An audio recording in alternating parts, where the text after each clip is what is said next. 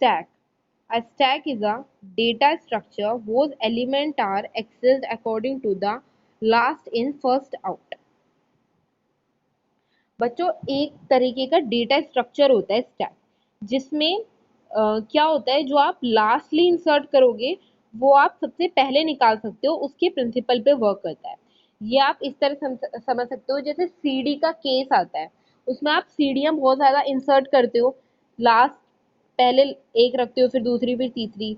जो लास्ट वाली सीढ़ी होती है वो आप सबसे पहले निकालते हो, राइट।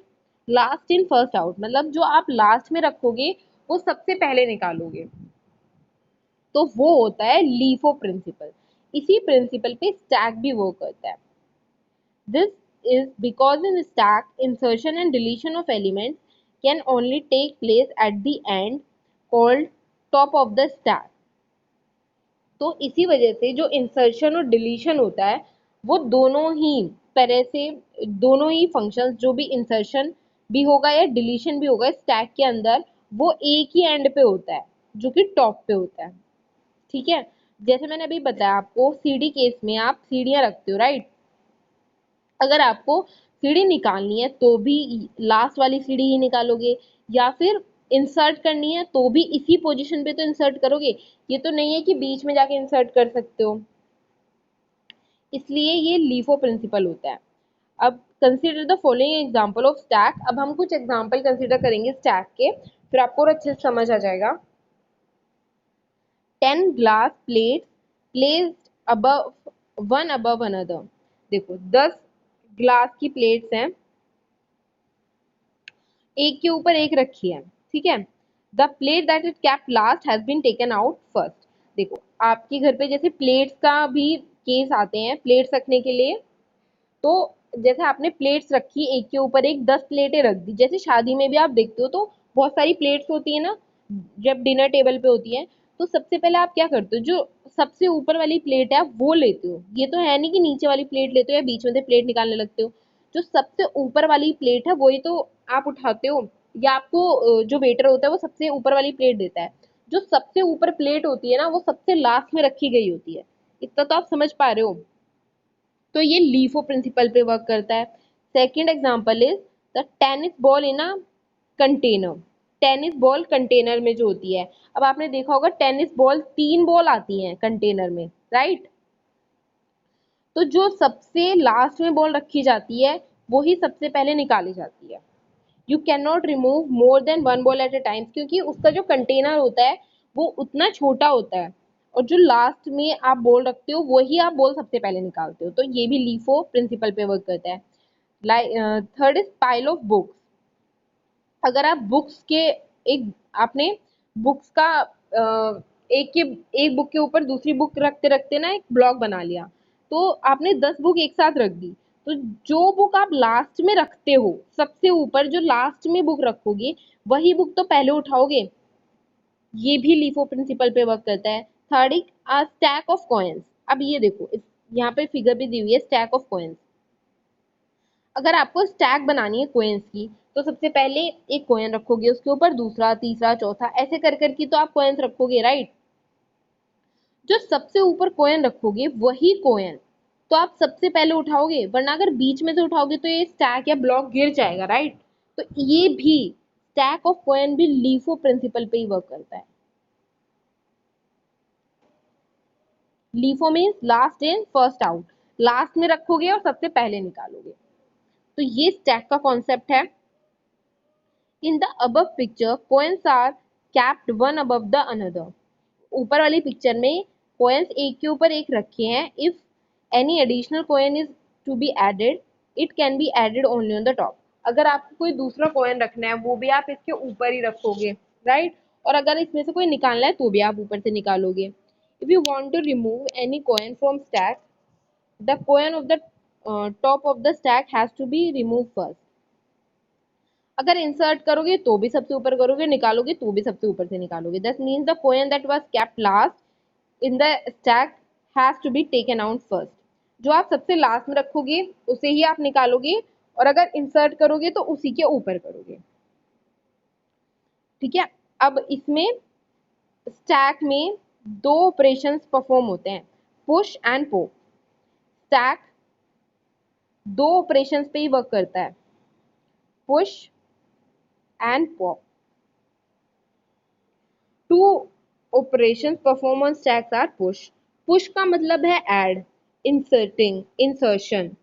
जब आप कुछ भी नई चीज इंसर्ट करना चाहोगे स्टैक के अंदर तब उसे पुश ऑपरेशन के थ्रू करा जाता है, या फिर उस प्रोसेस को हम पुश कहते हैं। और जब भी आप कुछ निकालोगे उससे तो उसे पॉप कहते हैं, रिमूविंग, डिलीटिंग। ठीक है, नाउ अब हम इनके बारे में डिटेल में पढ़ेंगे।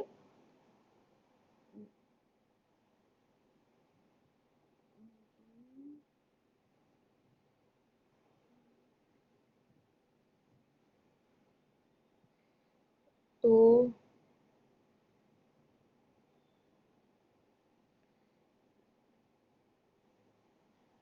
इन दो ऑपरेशन के थ्रू ही आप सारी जो भी चीजें हैं वो परफॉर्म करोगे।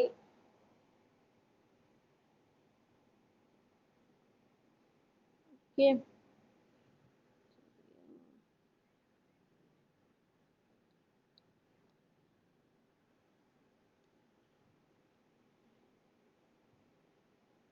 Adding new elements to stack list is called push operation. जब भी हमें कोई नई चीज इंसर्ट करनी होती है तब हम उसे पुश ऑपरेशन कहते हैं।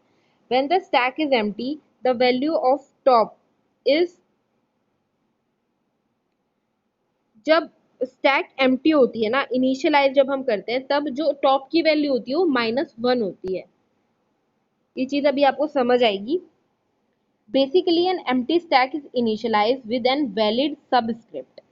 जो एम्प्टी स्टैक होती है ना हम उसे इनिशियलाइज करते हैं एक वैलिड सबस्क्रिप्ट के साथ।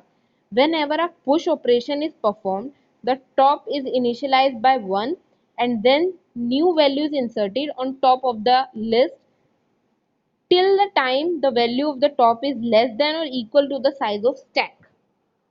देखो, इसमें जो इनिशियल वैल्यू होगी वो -1 होगी, और हमेशा जब भी एक एलिमेंट इंसर्ट होगा तो +1 हो जाएगा। तो -1 में जब हम +1 करेंगे तो 0 हो जाएगा, और इंडेक्स वैल्यू भी 0 से स्टार्ट होती है। ये कब तक होगा, जब इसकी वैल्यू या तो स्टैक के साइज के बराबर ना हो, या फिर आपके इंसर्शन के जो एलिमेंट्स है वो पूरे ना हो जाए। ठीक है, let us first have a look at the logic to perform the push operation for a stack through the following algorithm। अब हम देखेंगे कि पुश ऑपरेशन किस तरह परफॉर्म होता है। ये इसकी एल्गोरिथम है, ये आपको याद करनी है। सबसे पहले हम करेंगे स्टार्ट, उसके बाद मैंने आपको बताया कि जो इनिशियलाइज करोगे आप वैल्यू वो -1 करोगे टॉप की। जब एम्प्टी होगी ना स्टैक तब आप उसे -1 इनिशियलाइज करोगे। उसके बाद आप उसमें एलिमेंट इंसर्ट करोगे।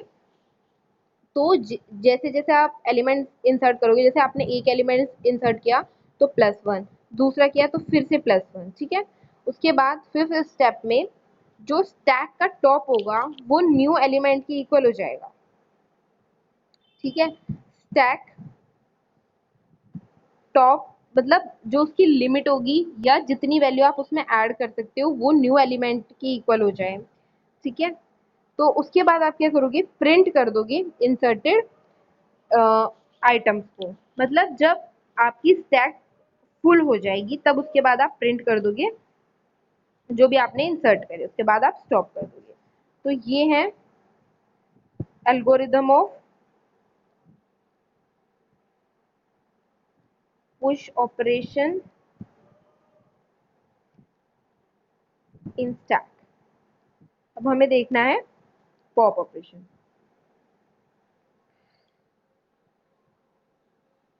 Removing existing elements from the stack list is called pop operation। pop में क्या करते हैं, हम remove करते हैं, और push में हम insert करते हैं। Here we have to check if the stack is empty by checking the value of top। अब हम इसमें ये सबसे पहले ये चेक करते हैं कि स्टैक हमारी खाली तो नहीं है, खाली स्टैक में से हम कुछ निकाल नहीं सकते। तो हम ये चीज देखेंगे कि उसकी वैल्यू -1 तो नहीं है, क्योंकि हमें ये पता है कि हम एम्प्टी स्टैक की वैल्यू -1 रखते हैं। if the value of top is -1 then the stack is empty and such situation is called underflow. बच्चों इसमें दो सिचुएशन भी होती हैं, overflow and underflow.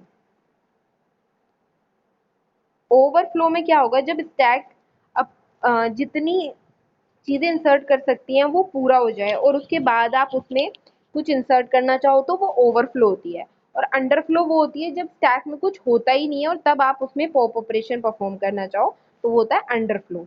Overflow push operation में होता है, अंडरफ्लो पॉप ऑपरेशन में होता है।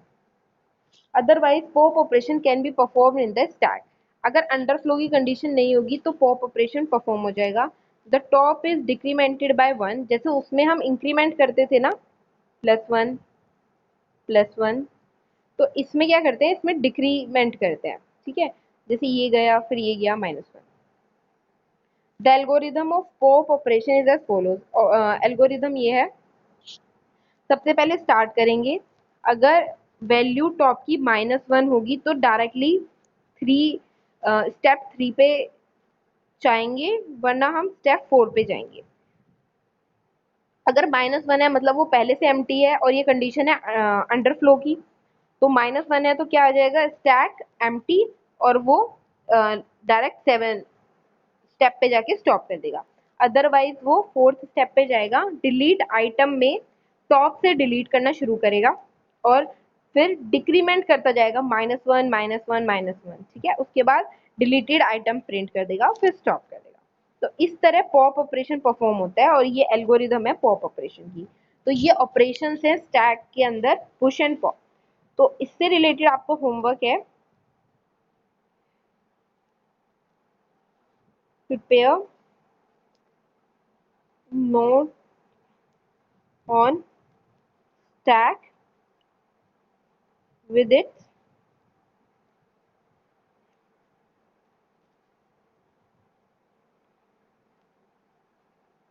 operation.